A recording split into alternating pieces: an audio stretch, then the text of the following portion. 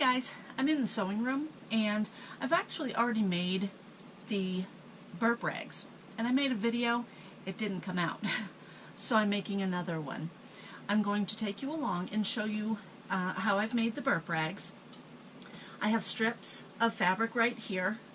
I'm going to be using these two strips, and then for the back I'm going to end up using one of these, and I'm not sure which one. And I'll just tie it all in that way. So keep watching. Okay, with my burp rags, I usually like them 12 by 14. So I'm going to use this material for the middle. I'm going to cut 3 strips of 4 inches across. This will be the middle, and I'm going to cut 2 pieces out of this, and then I'm going to go 14 down.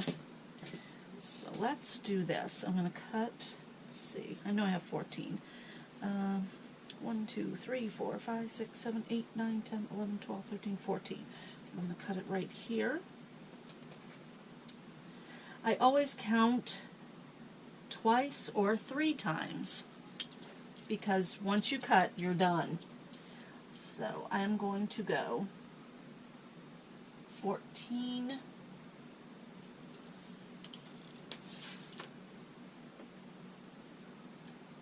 Okay, let's do this again. Let's make sure I'm doing it right. 1, 2, 3, 4, 5, 6, 7, 8, 9, 10, 11, 12, 13, 14. Alright. I actually made one wrong. It came out really cute. The strips were 3 inches across instead of 4. Okay, and I'll end up using that for something else. Okay, so that one there is already 4 inches across and 14 down.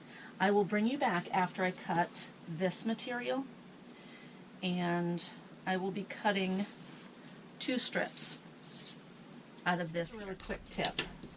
When you buy material, they have what they, on both sides, they have what they call salvage. This here area, you want to cut that off because it's kind of, I don't know if you can see it with the camera, but it's kind of messed up a little bit. So you just cut that piece off, and you don't want to use that. So I'll do that really quickly. And then I will discard that, and then I'll continue cutting. Now I have my material cut. I'm going to put them together. Okay, now if you've seen the video on the receiving blanket, one side of the receiving blanket was this polka dot, and then the other side was this material right there. I thought that was really cute. This wouldn't work for this project because I don't want the words to go up and down like that. I would rather them go across, so I won't use that for this project. But I did use this material in some other items that I'm giving to the family. So what you want to do now is put right sides together, and you're going to sew right up one side. And I'm going to pin. You don't always have to pin, but sometimes it is a good idea. So I will put these together. I'm going to pin them, and I'll bring you back. I have it pinned, and what you want to do is just sew down that one side. And with my materials, it doesn't really matter which way is up or down. I'm going to sew, and I go forward a little bit and then go back, and that'll make my knot. Always make sure to hold your thread, because if you don't, it'll come out of the needle. I've learned that. Okay, just go back, and that's that little knot. Just cut that tail off there. When you put on your next piece, make sure that you do have right sides together. And once I'm done sewing this, I will bring you back and I'll iron it. But you want to make sure that you have right sides together so that your project will look pretty. Okay, over here at the sewing table, you just want to This is the ironing table. Sorry guys. Over here at the ironing table, you just want to sew. I do that all the time. You want to iron. Iron down your seams. And I know the table shakes. Sorry guys. There. There. Little piece there. That looks cute, doesn't it? I really like that. And this is going to be the back. Okay guys, with the sewing seams on the back here, I've obviously taken up a little bit of material. So, and it's about 1/2 inch that I'm short. So when I cut my back material, I will cut this 11.5 across and then 14 down. This burp rag, you want it to be a really good rag where it'll hold the baby's spit up. Just 2 pieces of flannel might work, but the trick is an old towel. What I'm going to do is measure. This here is a little too short, so let's hope, because I don't have another towel. Okay. Alright, I am going to use this portion of the towel. With this little rib here, you do kind of feel a little bit of a difference, but it's not a big deal, and it's going to keep the fluids on the towel and not on mom or dad or whoever's holding the little lady. So let's do this. I'm going to measure and cut, and it looks like it's this right there. So, and you know what I'm going to do? It's very hard to cut with my rotary cutter on this, so I'm going to mark it. I'm just going to draw a line. Then I'm going to cut it. I'll measure it. I have all of my materials ready. What you want to do is put the pretty sides together, okay? Put the right sides together. You're going to match those up. And then this is the wrong side. You're going to put your towel, oops. And folks, I'm glad that happened. I have actually sewn things like this because I wasn't paying attention when I put something else on top of the fabric, and you couldn't tell, I couldn't tell that it wasn't there. So always be careful. Very important. Drop this down. And even when I sew, I'm kind of double check. I'll make sure before I sew everything, I make sure that the right sides are together. I've made those mistakes before, and I'm sure I'll make them again. Now, this isn't all the way up on the material. That's not a big deal. I won't worry too much about that. I do want my material to be matching, however. So, somehow I always end up where a portion is just a little bit longer, and I really don't know why. So I'm going to cut that off. When I sew,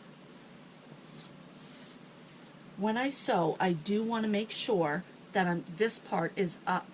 I don't want my little runner foot to be to have this material on it. It doesn't work very well. So the needle has to go through the top of this. So I'm going to make sure that this is cut and all measures right, because I want to make sure to sew that properly. That worked, good it did. And yeah, the towel makes a mess. Okay. But once it's all sewn together, it really does look pretty. I'm going to leave a portion open to make sure that I don't sew the whole thing closed. Okay, I usually leave a decent portion open so that I can come back and flip it. And I'm going to be sewing right along the edge. I'm going to continue pinning. Alright, I have it all pinned. I have my area to stay open. I'm going to I always forget my pin holder over there. I'm going to be sewing 1/4 of an inch all the way around, and I'll bring you back when I'm ready to flip it. Okay guys, now that everything is sewn, I still have my opening here, but what you want to do is cut those corners. Be careful not to cut where you've just sewn though. Once you have all of your corners cut, if you have extra material, you can go ahead and cut that too, and I'm going to, because this is very thick. I'm just going to cut it down just a little bit. And I'll do that. Okay, a quick clarification. When I'm cutting around these edges here, I cut around the 3 edges. I do not cut any of the material from this one edge that I've left open. The other 3 I will trim down. I won't trim that one down until I know when I flip it over how it's going to look. To open this up, flip it around. I've cut all 4 corners, and as I'm taking out the pins, I sew and I take out pins. Guys, try not to forget a pin. I've done it before on my own projects, not something I've given to an infant. I couldn't even imagine forgetting a pin, giving this to the parents, and having the child get pin pricked. Just make sure you take out all your pins. And I'm going to flip this around, poke out my corners. When you cut the corners, when you cut the sides, it doesn't make it as bulky when you're flipping it over. And I also have a pen here. I'll grab my pen and put it through there, and that will poke out my corners. I hope you can see that okay. Poke that right through. You're going to need to sew again. There. You'll be sewing the whole project again, but first you want to get this all even. To get this all even, I need to turn around to the sewing table. But so far it looks pretty good, doesn't it? There. I think that's very cute. So I'm going to turn you around. And this is a hard part here. Getting this properly down. Can you see what I'm doing? You want to fold your material and then iron it down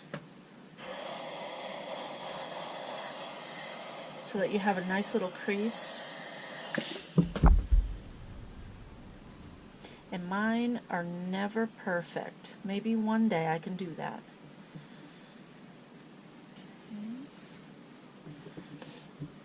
Okay, there we go. That light's kind of giving me an issue. What I do, I always pin this part of it because I want to start there. I'm going to pin that right now.